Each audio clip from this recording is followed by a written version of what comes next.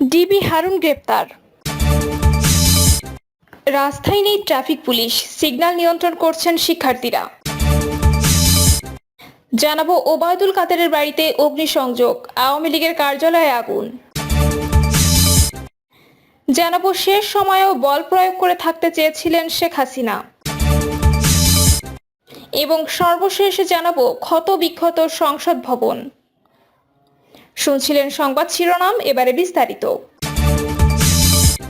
DB Harun গ্রেপ্তার। নানা বিতর্কিত কর্মকাণ্ডে সমালোচিত ডিএমপির অতিরিক্ত কমিশনার ও ডিবির সাবেক কর্মকর্তা হারুনুর রশিদকে আটক করার গুঞ্জন শোনা যাচ্ছে।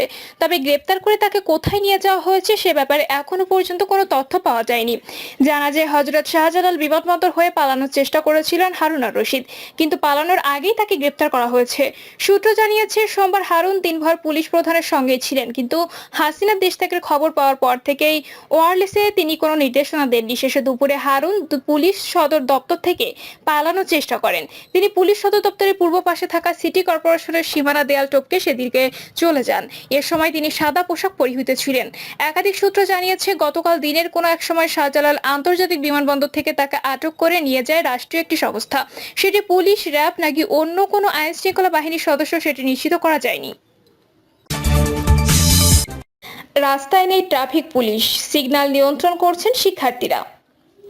বৈষম্য বিরোধী ছাত্র আন্দোলনকে ঘিরে কয়েকদিন ধরে চলা সহিংসতার কারণে সর্বত্র আতঙ্ক বিরাজ করছে।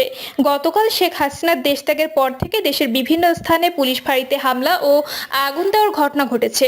এর ফলে পুলিশের মধ্যে সবচেয়ে বেশি আতঙ্ক বিরাজ করছে।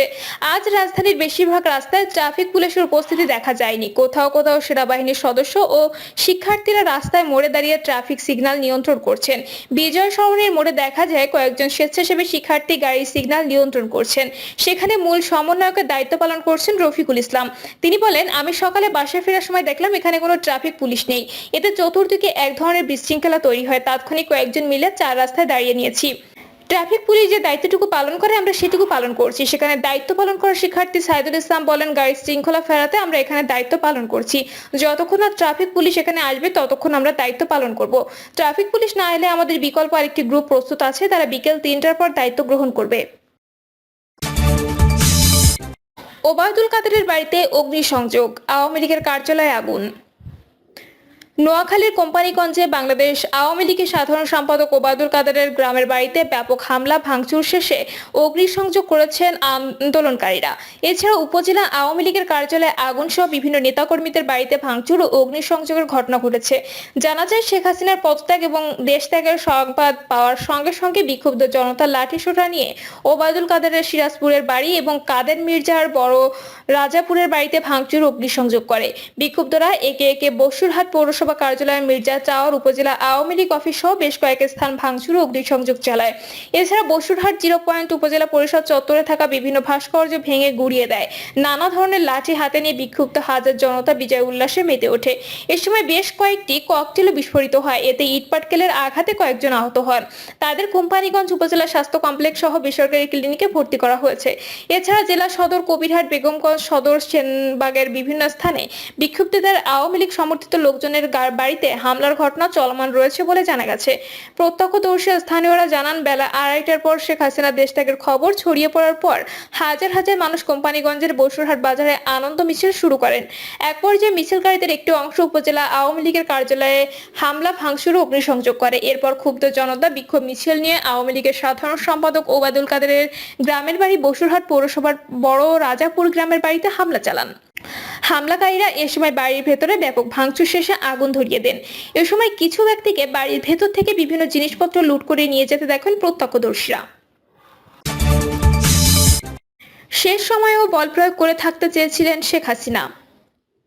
শেষ সময়েও অতিরিক্ত বল প্রয়োগ এবং আরও রক্তপাতের মাধ্যমে ক্ষমতা ধরে রাখতে চেয়েছিল শেখ হাসিনা। দেশ ছাড়ার আগে গতকাল সকাল 10:30টা থেকে প্রায় 1 ঘন্টা রাষ্ট্রীয় বিভিন্ন বাহিনীর শীর্ষ কর্মকর্তাদের চাপ দিয়েছিলেন তিনি। তবে পরিস্থিতি যে একেবারে নিয়ন্ত্রণের বাইরে সেটা তিনি কিছুতেই মানতে চাচ্ছিলেন না। পরে পরিবারের সদস্যরা সহ বোঝানোর পর পদত্যাগে রাজি হন। এরপর দ্রুততম সময় পদত্যাগ করে সামরিক হেলিকপ্টারে করে গোপনে বোন শেখ রেহেনাকে সঙ্গে নিয়ে দেশ ছাড়েন শেখ হাসিনা। সংশ্লিষ্ট একাধিক সূত্রের কাছ থেকে শেখ হাসিনার খবর ক্ষমতা ছাড়ার শেষ 4 ঘন্টার একটা বিবরণ পাওয়া গেছে। সর্বশেষ পাওয়া তথ্য অনুযায়ী ভারতের ত্রিপুরা রাজ্যের আগরতলা হয়ে দিল্লি পৌঁছেছেন তিনি।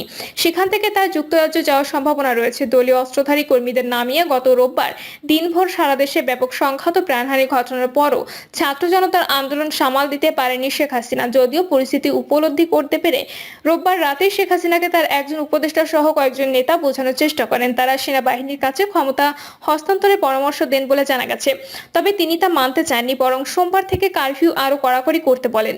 ভোর থেকে কারফিউ কড়াকড়ি করার উদ্যোগ নেওয়া হলে সকাল 9টার পর থেকে বিভিন্ন স্থানে আন্দোলনকারীরা কারফিউ ভেঙে নামতে শুরু করেন।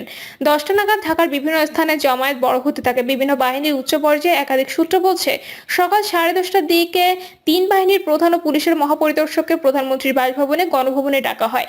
নিরাপত্তা বাহিনী কেন পরিস্থিতি সামাল দিতে পারছে না সেটার জন্য ক্ষোভ প্রকাশ করেন। আন্দোলনকারীরা আইন শৃঙ্খলা রক্ষাকারী বাহিনীর সাঁজোয়া যানে উঠে লাল রং দিয়ে যাচ্ছেন, সামরিক যানে পর্যন্ত উঠে পড়েছেন। এরপরও কেন তারা কঠোর হচ্ছে না সেটা নিয়েও ক্ষোভ প্রকাশ করেন তিনি। এছাড়া বিশ্বাস করে এই কর্মকর্তাদের শীর্ষ পদে বসিয়েছেন সেটাও তিনি উল্লেখ করেন। এক পর্যায়ে শেখ হাসিনা আইজিপিকে দেখিয়ে বলেন তারা তো ভালো করেছে। তখন আইজিপি জানান পরিস্থিতি যে পর্যায়ে গেছে তাতে পুলিশের পক্ষেও আর বেশি সময় এরকম কঠোর অবস্থান ধরে রাখা সম্ভব নয়। ওই সময় শীর্ষ কর্মকর্তাদের পক্ষ থেকে বোঝানোর চেষ্টা করা হয় বল প্রয়োগ করে এই পরিস্থিতি সামাল দেওয়া যাবে না, কিন্তু শেখ হাসিনা সেটা মানতে চাচ্ছিল না। তখন কর্মকর্তারা শেখ রেহানার সঙ্গে আরেক কক্ষে আলোচনা করেন। তাকে পরিস্থিতি জানিয়ে শেখ হাসিনাকে বোঝাতে অনুরোধ করেন। শেখ রেহানা এরপর বড় বোন শেখ হাসিনার সঙ্গে আলোচনা করেন, কিন্তু তিনি ক্ষমতা ধরে রাখতে অনড় থাকেন। এক পর্যায়ে বিদেশে থাকা সজীব ওয়াজেদ জয়ের সঙ্গে ফোনে কথা বলেন একজন শীর্ষ কর্মকর্তা। এরপর জয় তার মায়ের সঙ্গে কথা বলেন। তারপর শেখ হাসিনা পদত্যাগে রাজি হন। তিনি তখন একটা ভাষণ রেকর্ড করতে চান জাতির উদ্দেশ্যে প্রচারের জন্য। ততক্ষণে গোয়েন্দা তথ্য আসে যে বিপুল সংখ্যক ছাত্র জনতা শাহবাগ ও উত্তরা থেকে গণভবন অভিমুখে রওনা হয়েছেন। দূরত্ব বিবেচনায় 45 মিনিটের মধ্যে শাহবাগ থেকে গণভবনে আন্দোলনকারীরা চলে আসতে পারে বলে অনুমান করা হয়। ভাষণ রেকর্ড করতে দিলে গণভবন থেকে বের হওয়ার সময় নাও পাওয়া যেতে পারে। এই বিবেচনায় শেখ হাসিনাকে ভাষণ রেকর্ডের সময় না দিয়ে 45 মিনিট সময় বেঁধে দেওয়া হয়। এরপর ছোট বোন রেহানাকে নিয়ে তেজগাঁওয়ের পুরনো বিমানবন্দরে হেলিপ্যাডে আসেন শেখ হাসিনা। সেখানে তাদের কয়েকটি লাগেজ ওঠানো হয়। তারপর তারা বঙ্গভবনে যান। সেখানে পদত্যাগের আনুষ্ঠানিকতা শেষ করে বেলা 2:30টার দিকে সামরিক হেলিকপ্টার করে ছোট বোন সহ ভারতের উদ্দেশ্যে উড্ডয়ন করেন শেখ হাসিনা। জানা গেছে হেলিকপ্টারটি ভারতের আকাশে প্রবেশের পর কিছুক্ষণ উড্ডয়ন করে। পরে আগরতলায় বিএসএফ এর একটা হেলিপ্যাডে অবতরণ করে। এরপর সেখান থেকে দিল্লি যান বলে ভারতীয় গণমাধ্যমে খবর বের হয়েছে। ইন্ডিয়া টুডের এক খবরে বলা হয় শেখ হাসিনা নয়াদিল্লির কাছে গাজিয়াবাদে ভারতীয় সেনাবাহিনীর হিন্দন বিমান ঘাঁটিতে দেশটির স্থানীয় সময় 5:36 অবতরণ করেন। ভারতের সেনাবাহিনীর এক কর্মকর্তা তাকে স্বাগত জানান। সেখান থেকে তিনি লন্ডনে যেতে পারেন বলে জানা গেছে। ক্ষতবিক্ষত সংসদ ভবন।